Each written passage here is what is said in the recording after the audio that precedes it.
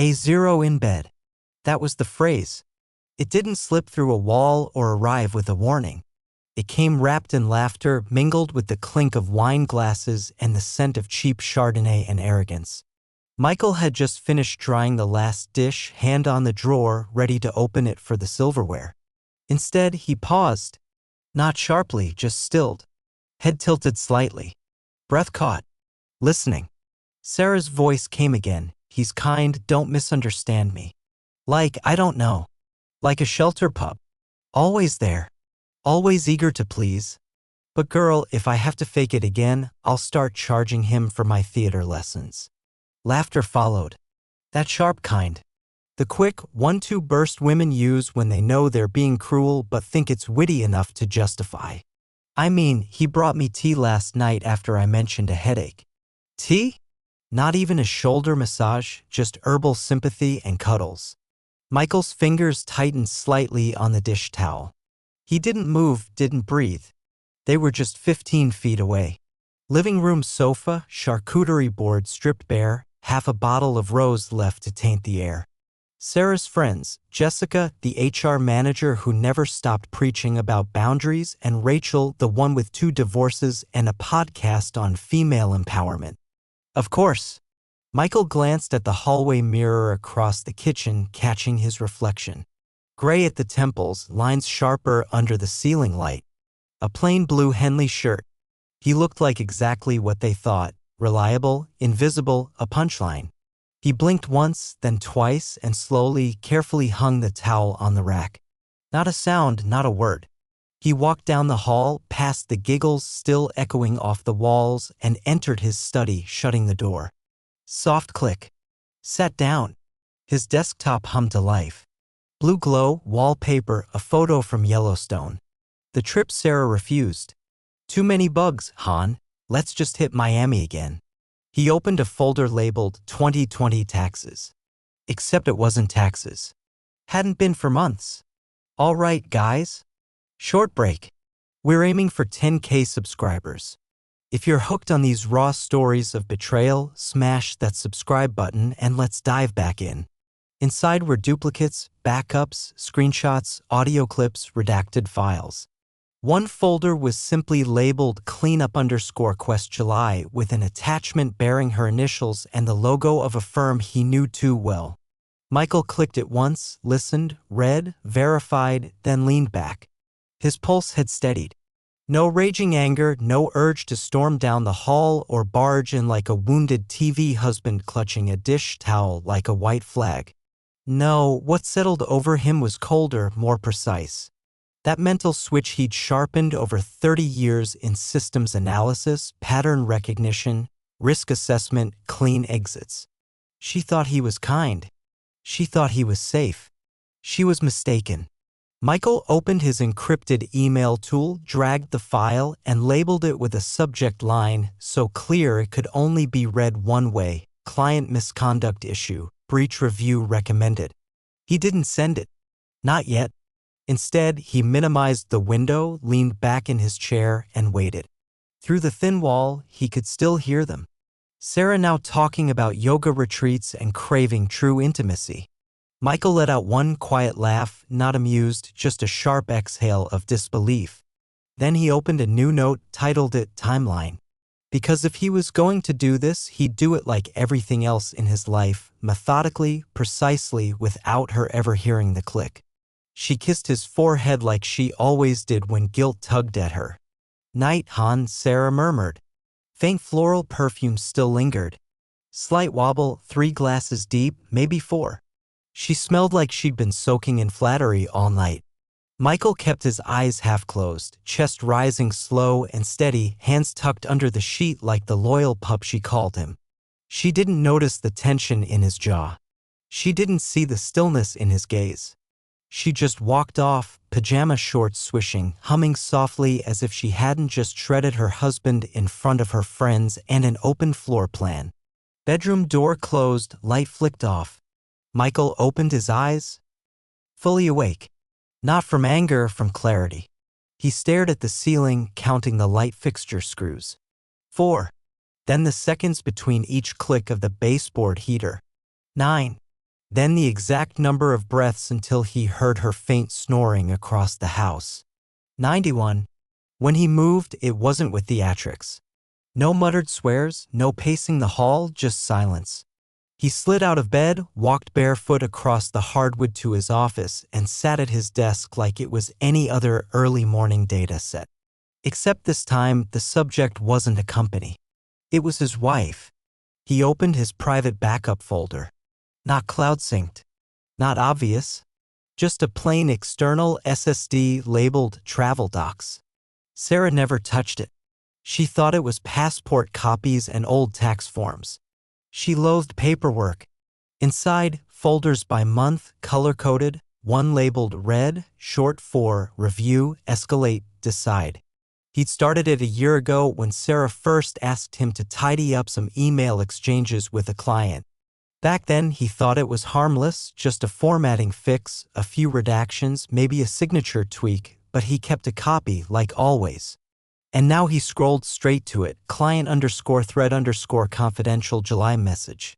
He hovered over it for a moment, eyes narrowing. The file was incriminating, not for what she said, but for what she let slip. Details about a product launch not yet public, names, budgets, NDA violating attachments sent to a personal email. And Michael had cleaned it up at the time, sure, but he'd never liked the feel of it. Sarah said, "Don't stress, Han, you're great at making things vanish." Yeah, he was. He opened the file, gave it one last review, then created a PDF copy and encrypted it. Password, their wedding date, because he had a grim sense of humor when it counted. Then he opened a new email to HR at her company.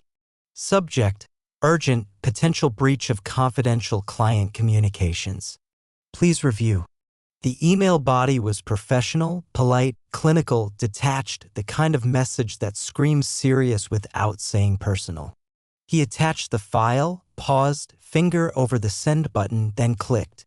No fanfare, no heavy breathing, just a click. The system whooshed. Message sent. He didn't watch it go. He didn't reread it. He closed the laptop, unplugged the drive, and locked it in the drawer with his old watches and a spare wedding band Sarah got him for their 15th anniversary. The one she called a bit plain, like you, but reliable. He stood, took one deep, steady breath, then returned to bed, slipping under the sheets as the sky began to lighten toward dawn.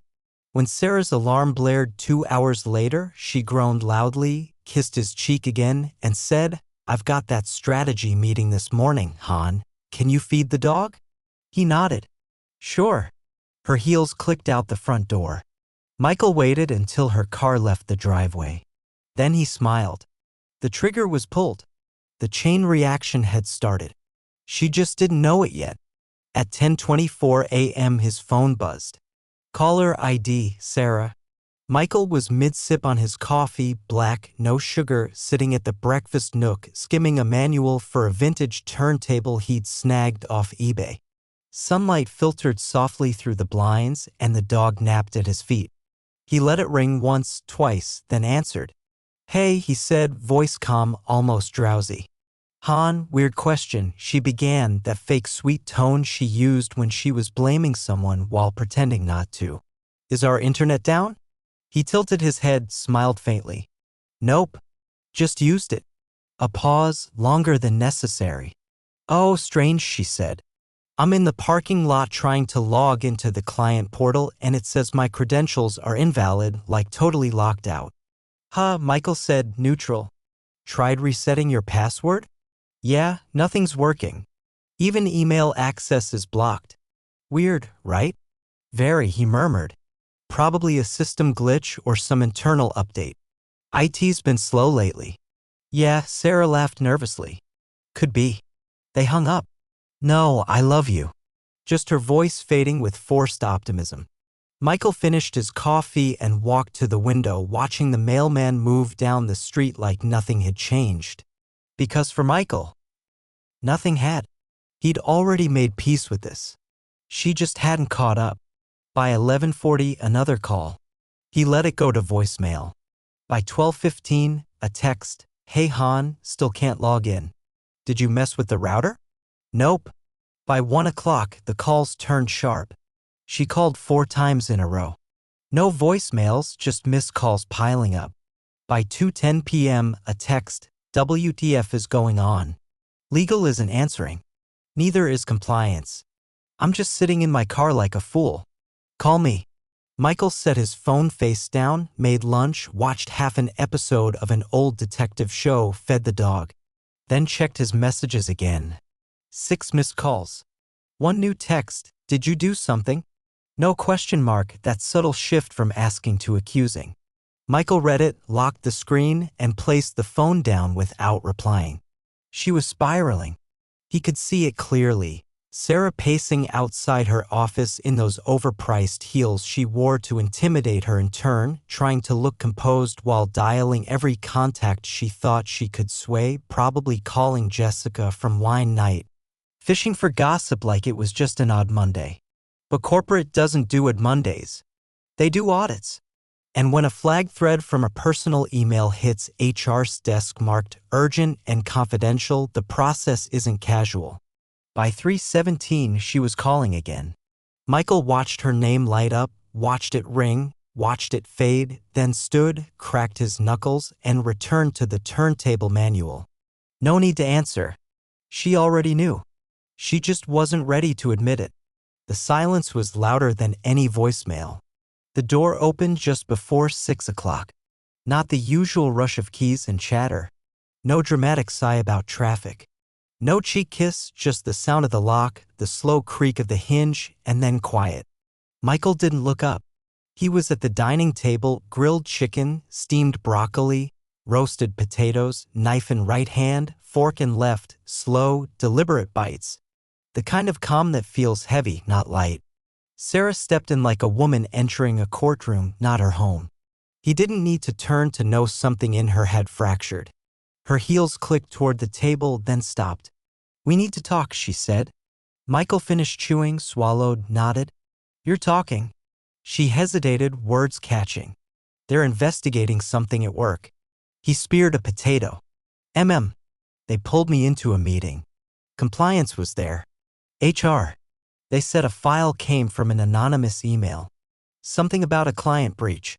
But the strange part is, they said it came with context. Michael raised an eyebrow but kept his eyes down. Context? Yeah. Her voice wavered. Like conversations, threads, names, dates, even witnesses. He set the fork down, folded his napkin, and finally looked at her. Her skin looked ashen under the kitchen lights. Lips dry, hair messy. She looked like someone coming apart. "They said I'm under formal review. My credentials are frozen until further notice. They're deciding whether to escalate to the board." Michael wiped his mouth, placed the napkin on the empty plate, and stood. "I know," he said plainly. Sarah's eyes shot up. "What do you mean, you know?"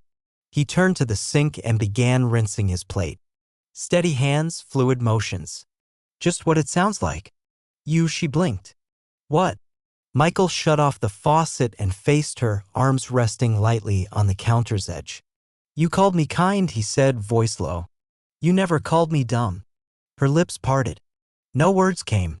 "You should have thought about who cleaned up those emails for you last July," he added, tilting his head. "Or who taught you what metadata was when you couldn't unzip a file." Sarah stumbled back half a step. Michael, you wanted a house husband who could brew chamomile tea and stay out of your way. That's what you got," he said. "But you forgot I read everything. Every single word. You didn't even try to hide it." She sank heavily into the chair across from his empty plate. "Why would you do this?" she whispered. "Why not talk to me? Why go all out?" Michael leaned forward, pressing both palms flat on the table. "Because you didn't say I'm messy or that I drive too slow. You didn't call me a geek or a bore." He paused, locking eyes with her, unnervingly calm. "You ridiculed the one place I didn't think I had to prove my worth as a man, as your partner. You didn't just insult me. You laughed while you did it." She looked away, chewing her lip like it could stop the trembling. "And the best part," he said, voice soft, almost amused, "you didn't even notice I was in the hallway." Sarah blinked at him, catching her breath. He walked toward the living room, grabbing his book from the armchair. Still think I'm the shelter pup, Sarah? He said as he passed. But darling, you've never seen what happens when the pup stops playing dead. By 1:48 a.m., the glow of Sarah's laptop cast a pale blue haze over the bedroom. The bed was cold beside her. Michael hadn't come back after dinner. She told herself he'd dozed off on the couch again, but she knew better. He wasn't sulking. He wasn't wounded. He was done. She sat hunched under the blanket like a kid caught lying, eyes red, hair yanked into a messy bun. Her hands shook as she clicked through her inbox, typing search terms repeatedly: cleanup, confidential, client thread, Michael. Nothing. She bit her thumbnail, then recalled Michael saying deleted emails weren't gone for good. Backups existed. Archives. Her stomach sank. She opened her archived folder and scrolled. There it was. Subject: cleanup request urgent. Date: July 9th. Time: 9:31 p.m. From Sarah Carter. To Michael Carter. She clicked it, heart hammering like a judge's gavel. The message was brief. Hey Han, can you work your magic and polish this up? Just make it look clean before I send it to the client. Thanks, face blowing kiss. Attached, a PDF with sensitive financial projections, internal client notes, and God help her, her own notes on tweaking numbers to align with the public story. She'd forgotten how blatant it was. Back then, it seemed harmless. Michael was her quiet fixer, always ready to tidy things up. She never thought he'd keep it. But the real dread hit when she scrolled to the next item. Forwarded message to hr@carterconsulting.com. Subject: urgent, potential breach of confidential client communications. Tom sent, 10:02 p.m. Her heart stopped. She opened it. Same file, same title. A note in Michael's tone, coldly formal, precise, like his old tech reports, with phrases like, for internal audit review, clear violation of protocol, and worst of all, submitted anonymously for immediate ethical review. Timestamp: 10:02 p.m. Her mouth went dry. That was exactly 20 minutes after her shelter pup comment. He'd heard her. Heard it all. And said nothing. Not a word. Just went to his study. While she poured another glass of rose and basked in cruel laughter, Michael had unraveled her safety net with one attachment and a click. She slammed the laptop shut and gasped like she was suffocating. Her hands trembled violently now. She stared at the bedroom door, slightly open, silent. In the next room, she heard Michael's slow, even breathing. Asleep or pretending to be. Of course. He had nothing left to say. That part of him was already disconnected. And she knew this wasn't the end. It was just the start. If he had this, what else did he have? What other evidence? What other traps? She lay down slowly, the laptop still warm beside her. For the first time in years, Sarah didn't feel like the sharpest mind in the house. She felt like prey. And Michael? He'd just shown her the first breadcrumb, just enough to let her know she was already caught. By 7:12 a.m., the house smelled of cinnamon and fresh coffee. Sarah had even dug out the French press, the one she always said was too much hassle unless company was over. Michael stepped into the kitchen in his usual quiet way, wearing the same gray robe he always did. His hair was still wet from the shower. Calm, unfazed. Sarah turned, holding out a mug like it was a white flag. "Made your favorite," she said, forcing a soft smile. Oat milk splash, touch of honey, pinch of cinnamon. He took it without a word, sipped once, and sat at the island. She watched him closely. He didn't look up, so she moved to sit beside him. Last night was heavy. Michael stayed silent. Sarah reached for his hand, her fingertips brushing his skin. "Look, I was tipsy." Not an excuse, but it was girl talk. Dumb. "I didn't mean it that way." Michael slowly turned the mug in his hand clockwise, counterclockwise. Steam curled between them. "I mean, come on," she pressed, voice slipping into a practiced whisper. "You know how it goes when wine's flowing and the girls get snarky. Everyone says stupid stuff. Doesn't mean it's true. Still nothing." She pushed harder. "We're a team, right? Always have been. You've backed me through everything. We've got decades together, Michael. You wouldn't let one comment, one silly joke, torch all that. The word joke landed like a bad note. He lifted his eyes slowly, meeting hers. Sarah smiled again, leaning closer. Right? You wouldn't destroy me over one stupid wine night laugh. Michael's face didn't shift. No anger, no victory, just a slow exhale through his nose. I didn't destroy you, he said. She blinked. You did. Her mouth opened, ready to argue, but no words came. Because the way he said it, like a law of physics, he stood and placed the empty mug in the sink. Behind her, the dog scratched lazily at the back door. Sarah glanced over her shoulder, then back at Michael. Please, she said, voice tighter. You know I didn't mean it. I was just trying to get a laugh. That's all. He dried his hands and turned to face her fully. Your friends already laughed. The room had a blast, Sarah. He leaned slightly closer. The only difference now is the other room heard it too. Her shoulders sagged, but she wasn't done. She stood, brushing imaginary dust from her sleeve. You're being spiteful. This isn't you. You don't do icy revenge. You do spreadsheets and coffee and hugs. You're the good guy. Michael tilted his head. No, I'm the quiet guy, he corrected. You just thought that meant weak. Sarah's mouth twisted into a faint pout. So what? You're going to burn it all down just to make a point? He walked past her toward the hallway. No, he said over his shoulder. I'm letting it burn. You already struck the match. Then, almost as an afterthought, careful. Manipulation only works when the other person still cares. His footsteps down the hallway were the only sound left. Sarah stood there, coffee mug cooling in her hand. For the first time since her job imploded, since the wine night turned into a reckoning, she realized he wasn't bluffing. He wasn't even angry. He was already gone. It started with a call at 10:06 a.m. Sarah was still in her robe, pacing the hallway, phone clutched like a lifeline.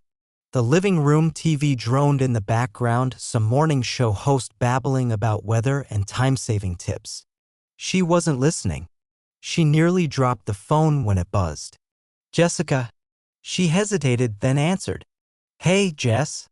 Sarah forced a casual tone, tucking a strand of hair behind her ear like it could fix the chaos. Jessica didn't bite. Why the hell would you tell HR I was a sloppy drunk? Sarah froze. What? Don't play dumb, Jessica snapped. They asked about the party. Said you named me in your formal response. Said you called me unreliable, drunk, and not a credible witness. Jess, I know, stop. You threw me under the bus, Sarah. I backed you up. I said it was just wine and jokes, but now I look like I'm covering for someone leaking NDAs over cheese boards. No, I didn't say that, Sarah lied on instinct. I mean, I said they might think you were a bit tipsy because you get chatty when you drink. Unbelievable, Jessica cut in. You dragged me into this and painted me as the weak link. We've been friends for a decade, Sarah. That was damage control. You don't get to use people as shields when you sink your own ship. The call ended without a goodbye. Sarah stood frozen for a moment, pulse racing. Then her phone screen flared with new alerts. Rachel, really? You told HR I exaggerate when I drink. Classy move, Sarah. So now it's everyone else's fault you mishandled company emails. Lauren, unreal. Lose my number. Sarah stared at the phone like it was burning. She scrambled to open her work email and skimmed the latest threads, compliance, HR, legal. She reread the paragraph she'd written in her response, thinking it would buy her time. While my friends were at the gathering in question, I'd note that two of them, Jessica T. and Rachel E., had been drinking heavily and are prone to misinterpreting or exaggerating comments in casual settings. Felt clever at the time. Now it was a disaster. Because what she didn't know, what Michael did, was that HR didn't just receive a file. They got a dossier. Full names, timestamps, seating arrangement, who laughed, who said what, and most damning, who heard her call Michael a zero in bed. She paced the room, calling Lauren. No answer. Rachel, straight to voicemail. Even Jessica, her most loyal friend, posted a cryptic quote on Instagram. Some people use your presence as a weapon, then act shocked when you vanish. The room felt tighter, walls closing in. She hadn't just lost her login or company card. She was losing her friends. Because Michael didn't yell. He didn't need to. He amplified her voice in front of those who used to clink glasses with her over rows and gossip. Now they were witnesses, some quietly turning against her by stepping away. She sank onto the couch, heart pounding, texts stacking up unanswered. Her world used to buzz with brunches and group chats named Rose Rebels. Now it was silent, except for one name that hadn't texted back. Michael. The summons landed in her inbox at 6:41 a.m. Subject line Stark. Mandatory HR review. 10 a.m. appointment. Confirm receipt. No emojis. No bring a notebook. Just her name, a room number, and a line that felt like a verdict. A compliance representative will attend. Sarah stared at it, rereading it 5 times, hoping it would soften. Didn't. By 8 a.m., she was in a black blazer she hadn't worn in months. Her old power suit felt snug, the collar too tight. She tried to eat a slice of toast but crumbled it with nervous fingers. Michael sat at the table with his usual breakfast. Eggs, black coffee, completely at ease. She lingered by the door. "I need a ride," she said. He didn't flinch. "Sure." The drive was wordless. She didn't ask if he was being kind or just wanted a front row seat to her downfall. He didn't speak until they reached the company's lot. Instead of the main garage, Michael pulled into the overflow lot across the street, parking deliberately. She looked at him, puzzled. "Not dropping me at the entrance?" He didn't meet her gaze. "I'll be at the cafe nearby." Sarah opened her mouth, then shut it. Her heels clacked loudly as she crossed the street alone. Inside, the security guard avoided her eyes while handing her a visitor badge. It was red, not blue. She'd never seen red before. The receptionist on her floor gave a thin smile. "They're waiting in room 403. She entered. 3 people sat ready.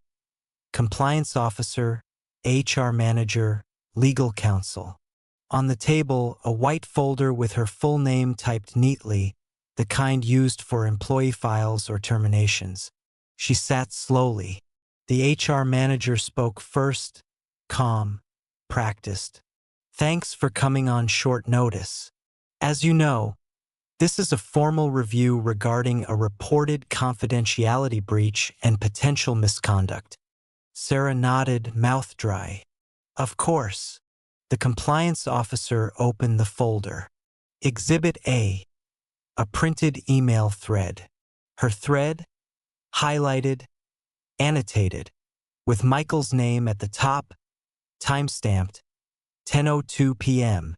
She knew it instantly. Her exact words, unedited. Then Exhibit B, her onboarding agreement. Section 9.2, Use of personal accounts and client data. Section 14.5, Internal communication misrepresentation. She hadn't read it in 7 years. No one did. But her signature was there, dated, undeniable. The legal counsel spoke.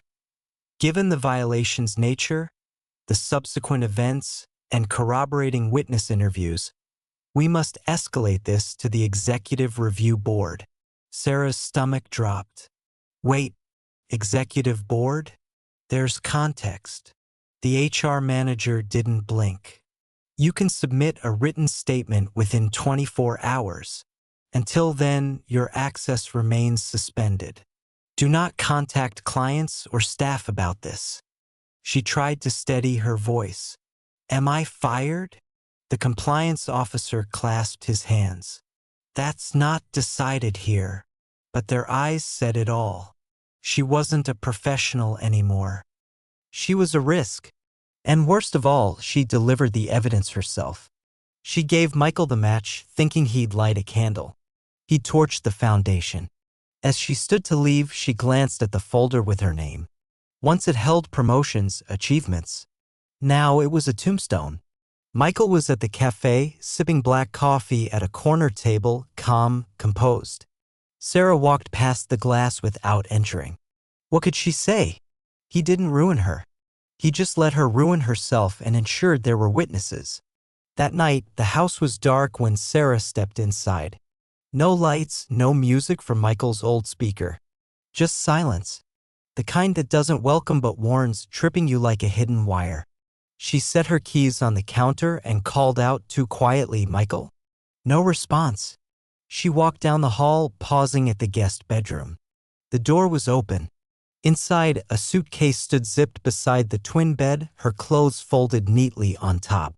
Not tossed, not angry, folded, sorted, organized by type. Dresses on the left, workout gear rolled tight, underwear tucked in a silk scarf from their Charleston anniversary. Sarah stared, unsure which emotion to grasp. Confusion? Fear? Disbelief? "Michael," she called louder. He appeared from the study, calm as a doctor after surgery, holding a plain manila envelope. "You folded my clothes?" she asked, voice breaking. He didn't speak, just held out the envelope. She hesitated. "Michael, talk to me. You don't have to do this. We can fix it. I'll do therapy. Whatever it takes." His eyes didn't waver. No anger, just distance. "You've already done it," he said softly, placing the envelope on her clothes. "What's that?" she asked, swallowing hard. "Paperwork." Sarah opened it with shaking hands. Inside, a slightly yellowed copy of their prenuptial agreement. She flipped through, eyes stopping on a highlighted paragraph in bold, Clause 17, "In the event of verbal or written defamation, including any statement or behavior causing reputational harm to the other party, sexual, professional, or personal." This agreement permits immediate separation without division of assets accrued post-marriage. There it was, signed and initialed. The clause she'd laughed off years ago when Michael included it. She'd said, "What, am I going to call you a bad kisser in the papers?" He'd shrugged. Stranger things have happened. Sarah looked up, mouth agape. On the prenup's cover, a yellow sticky note in Michael's handwriting, "For words, you wrote the story. I just added the period." Her knees buckled. "Michael, please." She stepped toward him. "We've been together 20 years. Don't treat this like a contract." His jaw tightened, the first sign of tension in days. "You made it a contract when you turned me into a punchline." "I didn't mean it." "Yes, you did," he said evenly. "You just didn't expect me to hear." She sank into the chair by the bed, prenup in hand. "You don't have to file this. We can work it out. I'll leave for a bit. Give you space." Michael tilted his head. "You had space, Sarah. All the space to decide who I was to you. You picked a 0. I was drunk. Then maybe you should have stayed sober before mocking the man holding your life together while you danced on its cracks." She looked at him, eyes wet. "So that's it? You're done." Michael's voice softened, not with mercy, but finality.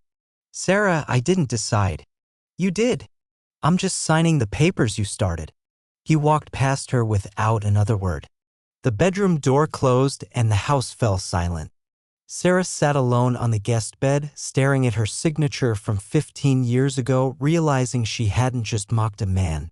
She'd underestimated the one who knew how to weaponize silence. The hotel curtains let in harsh light. Sarah rolled over on the firm queen mattress, the pillowcase stained with last night's mascara.